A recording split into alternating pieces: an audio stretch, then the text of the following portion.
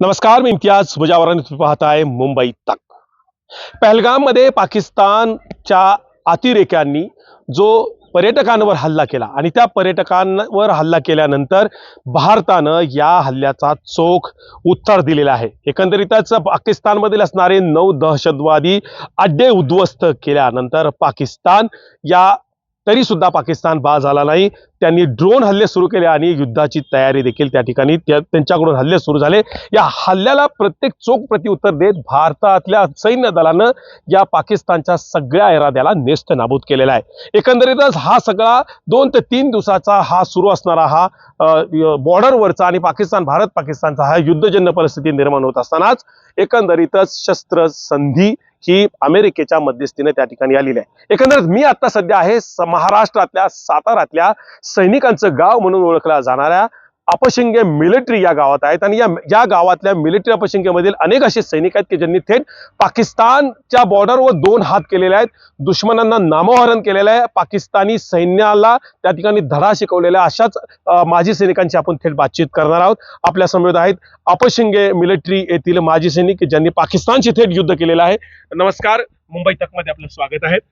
काय सांगाल, सध्या शस्त्रसंधी हे झालेलं आहे. एकंदरीतच आता हीच वेळ पाकिस्तानला पूर्ण धडा शिकवायची होती आणि अशातच शस्त्रसंधी झाली. एक माजी सैनिक म्हणून तुमच्या काय प्रतिक्रिया आहेत? तुम्ही देखील पाकिस्तानच्या विरोधात बॉर्डरवर लढलेला आहात, काय सांगा? नमस्कार, मी एक हवालदार विजय निवृत्ती निकम. माझी रेजिमेंट 104 इंडियन रेजिमेंट. जम्मू काश्मीरमध्ये जो आतंकवाद आहे ही खूप अनेक वर्षापासूनची मोठी समस्या आहे. ह्या समस्येचे समाधान करता करता आपले अनेक जवान शहीद झाले आणि आदरणीय पंतप्रधान नरेंद्र मोदी यांच्या काळामध्ये हा जो आता पहलगामचा हल्ला झाला, खूप त्यांनी म्हणजे आत्तापर्यंत एक धर्म विचारून किंवा अशा प्रकारची जी कारवाई झाली पहिलीच वेळ आहे आणि भारतानं उत्तर खूप उत्तमरित्या दिलेलं आहे. फक्त हा विषय कायमस्वरूपी निकालात काढण्यात यावा ही माझी एकमेव अपेक्षा आहे. एकंदरीतच हा शस्त्रसंधी झाली. खरी वेळ आता पाकिस्तानला धडा शिकवायची होती. शस्त्रसंधी झाली. एक सैनिक म्हणून तुम्हाला काय वाटतं? तुम्ही त्या परिस्थितीत असता तर तुम्हाला माझं तर प्रामाणिकपणे एक मत आहे की हा विषय पूर्णपणे निकालात काढल्याच्या नंतर हे होणं आवश्यक होतं.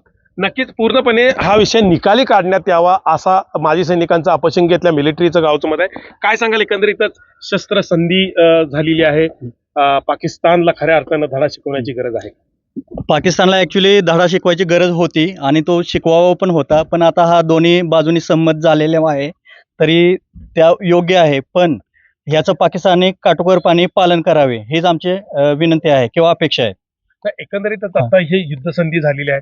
पुन्हा पुन्हा पाकिस्तान कुरघोड्या करतंय, पुन्हा पुन्हा ड्रोन हल्ले करतंय आणि एकंदरीतच भारतीय सैन्य दलाच्याकडे जी पॉवर आहे, भारतातली जी पॉवर आहे, ही पॉवर च्या अनेक हे पॉवर पाहिल्यानंतर जगात सगळ्यांना धडकी आहे आपल्या देशातल्या सैन्य बळाची.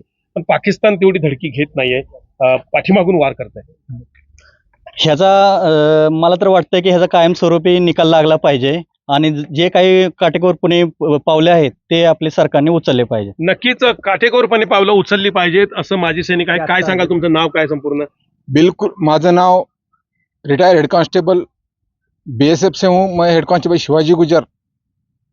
इसके लिए मैं सरकार को कहना चाहता हूँ कि इसके लिए एक बार पक्का इनका बंदोबस्त किया जाए, जो कि बार बार हमारे नागरिकों को परेशान ना करे.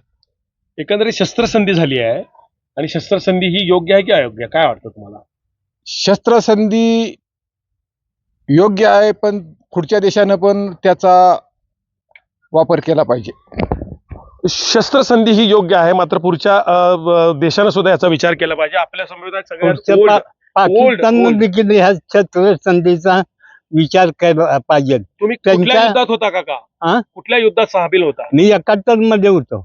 आता जे युद्ध झालं त्याच युद्धात मी होतो. 71 संपूर्ण नाव काय आणि कुठल्या युद्धात सामील होता? महादेव निवृत्ती निकम. बर, 71च्या युद्धातली काय आठवण आहे? 71च्या युद्धाची अमृतसर पासून फिरोजपूर पर्यंत त्या इलाक्यात जाणं होतं. बर, त्यावेळी कसं उत्तर दिलं पाकिस्तानला? तर त्यावेळेला जेवता देखील ती पळून गेली.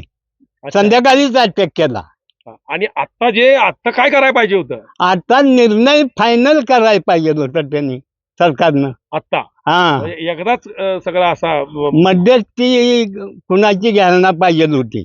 नक्की नक्की हा पूर्णपणे हे अत्यंत ओल्ड हे माजी सैनिक आहे. तब्बल त्यांचं वय 80 आहे आणि 80 वय असतानाच त्यांनी जो निर्णय घेतलेला आहे अत्यंत महत्वाची भूमिका त्यांनी बजावलेली आहे. काय सांगाल एकंदरीतच आता जे सध्या- भारतामध्ये पहलगाम हल्ला झाला त्यात 27 निष्पाप पर्यटकांचा जीव गेला आणि नंतर भारतानं आतंकवाद्यावर हल्ला करून 9 त्यांचे अड्डे नाबूद केले.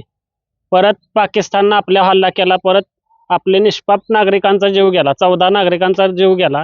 माझं एकच म्हणणं आहे, हे फायनल निर्णय घेऊन POK आपल्या ताब्यात घेतला पाहिजे. त्याशिवाय दहशतवादी संपणार नाहीत. दहशतवादी हे POKचा सहारा घेऊन आपल्यावर हल्ला करत आहेत. नक्कीच पाक व्याप्त काश्मीर आहे. ह्या पाक व्याप्त काश्मीराला थेट आता संधी होती की पूर्णतः पाक व्याप्त काश्मीर आपल्या ताब्यात घ्यायचा आणि त्याचा तिरंगा फडकवण्याची मोठ्या प्रमाणात संधी होती. त्यामुळे शस्त्रसंधी करायला नाही पाहिजे असं त्या अपशिंगी मिलिटरीला संधी आहे. काय सांगाल एकंदरीतच शस्त्रसंधी झाली आहे. पाकिस्तानला खऱ्या अर्थानं आता नामोहरम करण्याची वेळ आहे. तुमचं काय मत आहे याच्यावर? आता शस्त्रसंधी हा आंतरराष्ट्रीय लेवलवर झालेला विषय आहे आणि शस्त्रसंधी झाली, पण अशा वेळेला झाली की भारत जर युद्ध झालं असताना युद्धाला सुरुवात होत होती आणि आपले सैनिक यापूर्वी ज्या पूर्ण क्षमतेनं पाकिस्तानला आपल्या सैनिकांनी नामोहरम केलंय त्या क्षमतेनं युद्ध जिंकायच्या परिस्थितीत असताना ही शस्त्रसंधी झाली. समजा जर झाली नसती तर नक्की ह्या भारतीय सैनिकांनी आणि आपल्या भारतीय लष्करानं भारताच्या नकाशाची हद्द नक्कीच वाढवली असती आणि एकदाच हा पाकिस्तानचा जे सारखा त्रास दिला जातोय सीमावर्ती भागामध्ये तो त्रास कायमचा बंद झाला असता जर शस्त्रसंधी झाली नसती तर. शस्त्रसंधी झाली नसती तर भारताचा नकाशा आणखीन वाढला असता अशा प्रतिक्रिया देखील अपशिंगी मिलिटरी येथील लोकांनी व्यक्त केलेल्या आहेत. काय सांगाल एकंदरीतच तुम्ही सैनिक आहात, पाकिस्तानच्या युद्धात देखील सहभागी होता, कारगिलच्या युद्धात सहभागी होता, आता शस्त्रसंधी झालेला आहे. प्रत्यक्ष तुम्हीच आता बॉर्डरवर असता तर काय निर्णय घेतले असते?